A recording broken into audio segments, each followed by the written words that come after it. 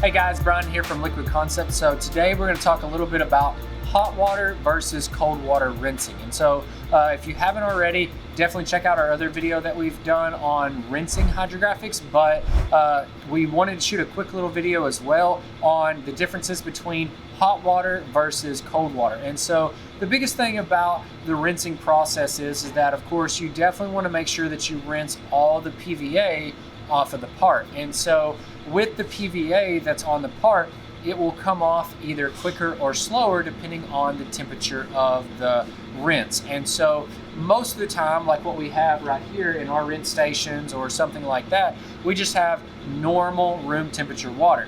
Now, of course, you can also heat that water up, and that will help decrease the time that it takes for it to rinse all the PVA off of it. And so the biggest thing to remember on hot water versus cold water is that, of course, you definitely don't want it scalding hot. You don't want 140 degrees or something like that. Lukewarm or fairly warm, bath water warm, however you want to consider it, that is perfectly fine for rinsing off any of your hydrographics. And so the biggest thing to remember is that if you do have the ability, and it's definitely, you're doing it a lot, then definitely having the ability to rinse with warmer water definitely helps out, because you're going to get your parts rinsed off quicker, because the PVA actually dissolves quicker in warmer water or having warmer water poured over it compared to having colder water poured over it. Now, you can still get the same effect, but it just takes a little bit longer. Now, we're not talking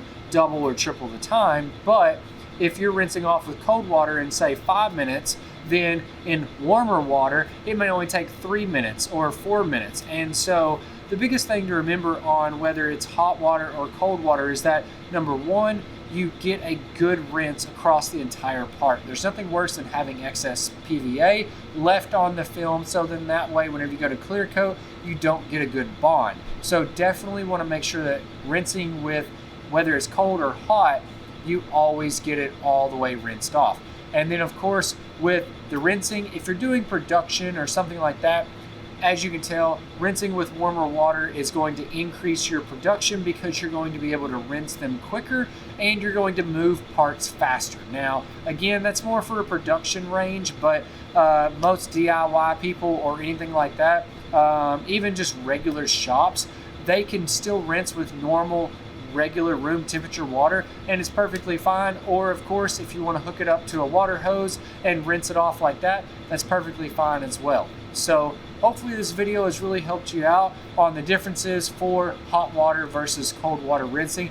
If you haven't already, definitely hit the subscribe button. We'd love to have you subscribe to our weekly tips and tricks. And also, if you have any questions or comments, definitely leave them below. We'd love to hear from you on anything hydrographics related, or if you found anything else that's very helpful for rinsing hydrographics or hot water versus cold water or anything like that.